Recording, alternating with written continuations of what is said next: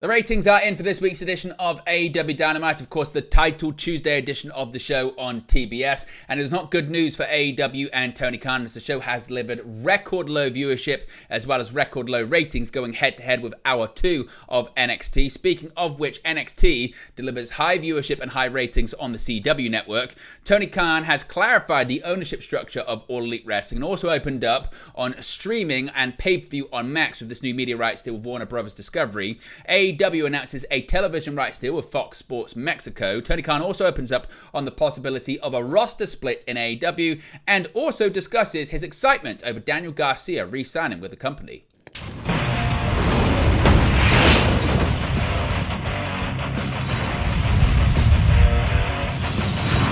Hey guys, welcome back to Wrestling News 365. Hope everyone is doing very well. As always, there are plenty of news stories to get into in the world of professional wrestling. Let's begin with the ratings for this week's edition of AEW Dynamite. Of course, the Title Tuesday edition of the show. The show airing outside of its usual time slot, as well as it's outside of its usual night that it airs on TBS. Now, AEW Dynamite Title Tuesday hit a new low in terms of both overall viewership and ratings in the show's history, with viewership dropping by more than half compared to the previous week. The October 8th edition of the show was viewed by just an average of 329,000 viewers, a 52% drop from the October 2nd Dynamite show as per WrestleNomics. The show, of course, was preempted to Tuesday this week, which seems to have affected viewership negatively, but previous preempted shows of Dynamite in October 2022 and 2023 delivered overall viewerships of 752,000 and 609,000 viewers respectively. The key demographic ratings also slumped significantly, dropping to a 0.10 rating, a 50% decline from 0.20 last week. The report highlighted that this marks the lowest overall viewership and ratings in the show's history. The show was down 53% in overall viewership when compared to the trailing 4-week average, while the ratings were down 55% from the same metric. The viewership and ratings for Dynamite for the month are also down by 18% and 29% respectively when compared to the same period last year.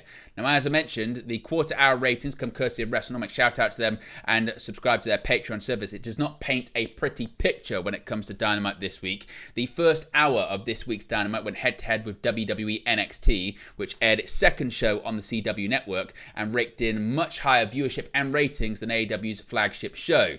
This past week's Dynamite was the go-home show for Saturday's Wrestle Dream pay-per-view. Tuesday's show featured Mercedes Moné successfully defending her TBS and New Japan Strong Women's Championship against Emi Sakura, Willow Nightingale becoming the #1 contender for the AEW Women's World Championship, the return of Daniel Garcia and Bryan Danielson and Wheeler Yuta defeating Pac and Claudio Castagnoli in the main event. What are your thoughts when it comes to these record low ratings for Dynamite? Is this finally a wake-up call for Tony Khan, or is it too late? Let me know your thoughts about it in the comment section below.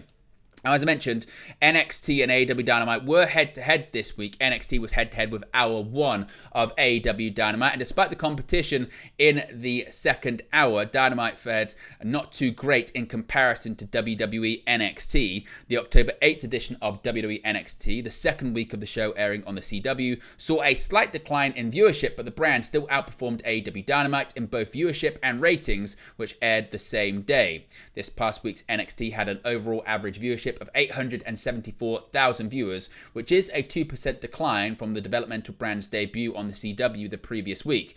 But the show's viewership was 24% higher than the trailing 4-week average, while it witnessed a 10% gain in viewership when comparing October 2024 viewership to the same period in 2023. However, the October 8th show saw an 8% decline in the key 18 to 49 demographic rating from the previous week, dropping to a 0.24 from a 0.26.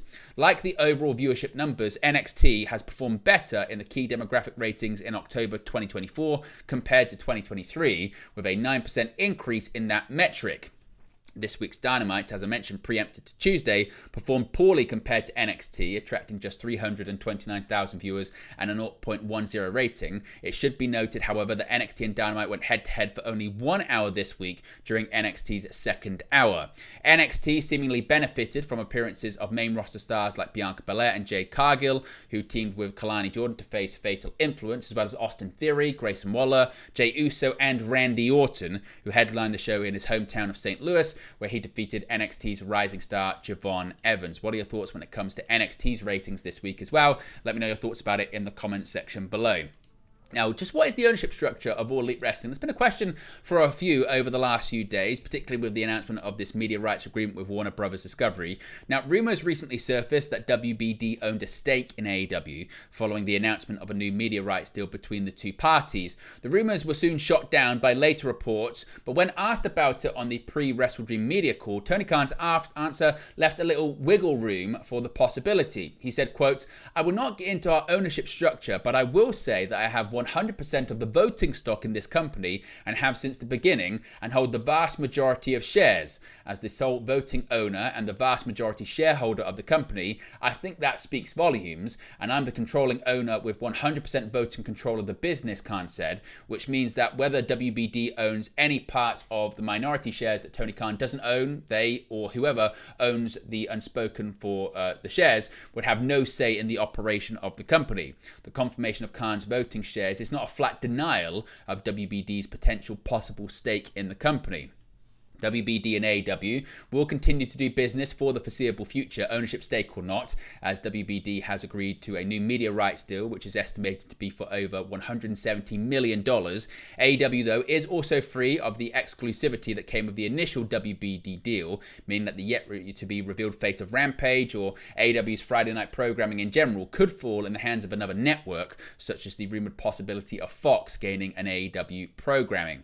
Now, what about the Max streaming service? Of course, we know that's part of this new media rights agreement between WBD and AEW. AEW is set to begin streaming on Max in 2025, as well as bringing the company's pay-per-view to the streaming platform for a discounted price from the traditional PPV. There's just one problem. Max doesn't have the capabilities yet. Quote, "Some of these aspects are yet to be rolled out, and I would like to say stay in lock-in-step in partnership with Warner Bros. Discovery about rolling out the information, but it is exciting when Max gets pay-per-view capabilities, which obviously it's not set up right now, will be a big part of the pay-per-view service," AEW President Tony Khan said on the pre-Wrestle Dream media call. At the start of the year, Max will start carrying Dynamite and Collision by simulcast, so I think that having live viewers on Max for wrestling is huge opportunity, and the library of shows we've built now, and we've done over 260 episodes of Dynamite and had a great year plus of Collision. It's a really exciting proposition to have the streaming library on such a great service as Max.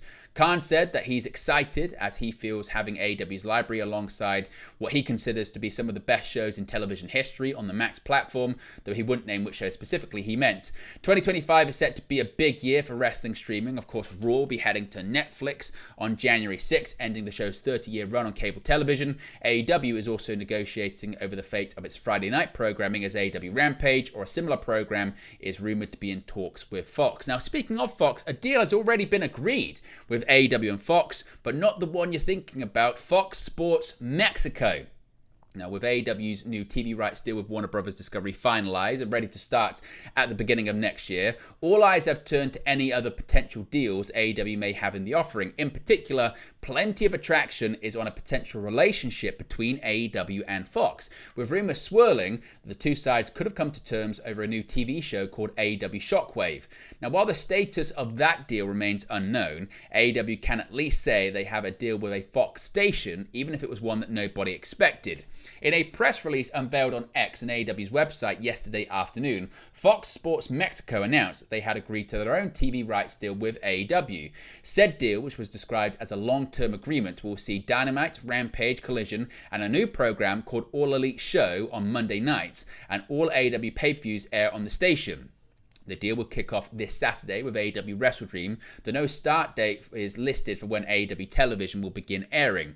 A premium television station, Fox Sports Mexico, has been the home for WWE programming in Mexico since 2014, airing Raw, SmackDown, NXT Main Event, and other shows. However, the network and WWE are set to part ways at the end of this year, as WWE looks to transition all of its international programming to Netflix as part of their new TV rights agreement with the streaming service. It's unclear if AEW programming will air on Fox Sports Mexico as WWE's time winds down, or if the network will wait till WWE's departure to air AEW content.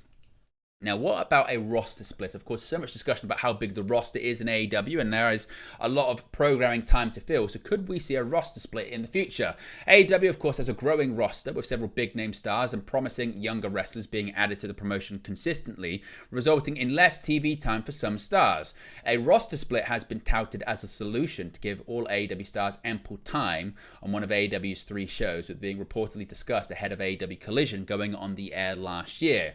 During a recent media call ahead of the Wrestle Dream pay-per-view, Khan was asked by a journalist if he would consider a roster split following the new TV rights deal with WBD.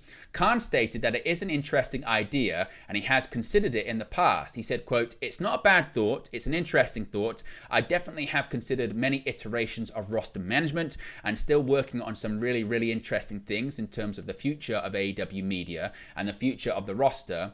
It's early to speculate on that, frankly, going into the new deal and what's to come, but it's a very interesting thought, and I have reflected on it and thought about it," said Khan.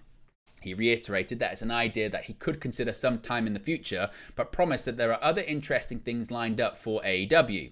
Now, AEW's plans for a roster split were seemingly binned following CM Punk's exit from the promotion last year.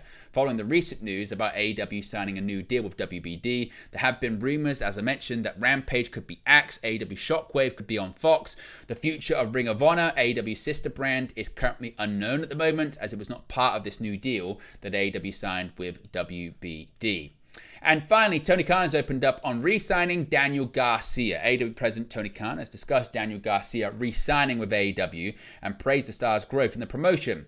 Ahead of this weekend's Wrestle Dream pay-per-view, Khan spoke to the media where he was asked about Garcia extending his time with AEW. He said, quote, "I really like Daniel Garcia. I completely understand why he wanted to take some time before making a really important decision in his life and career. It's a life-changing decision, and I understand why somebody would want to reflect on these things, especially with something like a major contract year looming," said Khan. The AEW CEO emphasized the importance of Garcia re-signing with the promotion and highlighted the time and effort invested in bringing Garcia into the limelight in AEW. He said, quote, "It was so great, I think, for the morale of the company to have one of our, I believe, homegrown stars, and Daniel Garcia was a top independent wrestler when he came to AEW, and we were familiar with his work when he came in, and that's why I wanted to put him in a good spot when he got here, when he first got to Daily's Place just over 3 years ago, and I worked Daniel Garcia in, used him as a TV wrestler, because I knew he was very talented as a kid." Khan added that he has enjoyed watching Garcia develop during his time in AEW and stated that he is happy to see the investment he has put into him beginning to pay off. Khan believes that the AEW fan base has begun to believe and care about Garcia more over the last year, noting how Garcia earned a lot of respect with his showing in the AEW Continental Classic. He rounded off by saying that Garcia's positivity in the locker room and with fans is another reason why he's pleased with Garcia re-signing with the promotion. But there you go, guys, the latest pro wrestling news for you. Be sure to smash a like on the like button. Be sure to subscribe, bottom right-hand corner. As always, let me know your thoughts in the comment section below, and I'll speak to you again very soon. Hey guys, thank you for watching, listening, streaming, or however you come across this video today. Be sure to click on the video right there to watch our next video, or click the bottom there to subscribe, or the bottom right-hand corner. Thank you very much, and I'll speak to you again very soon.